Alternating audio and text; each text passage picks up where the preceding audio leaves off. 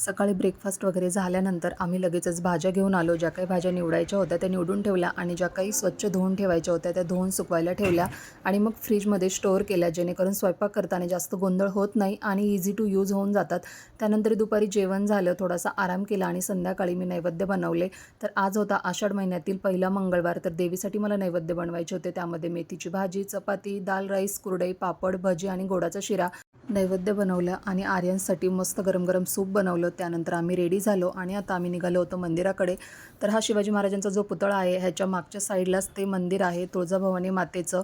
तर इथे पूजेसाठी थोडंसं सामान घेतलं आणि तुम्ही बघू शकता मंदिराचा परिसर खूप मोठा आहे. तसेच आजूबाजूला गणपतीचं, महादेवाचं, खंडोबाचं आणि दत्ताचं पण मंदिर आहे. त्यामुळे मग सगळ्या देवांचं दर्शन झालं आणि आम्हाला वाटलं की आम्ही थोडंसं लेट झालो आहे, पण आम्हाला आरती पण भेटली. त्यानंतर थोडेसे फोटोज काढले, प्रसाद घेतला आणि आता आम्ही निघालो होतो घरी जायला. आपण भेटूया नेक्स्ट व्हिडिओमध्ये. तोपर्यंत बाय.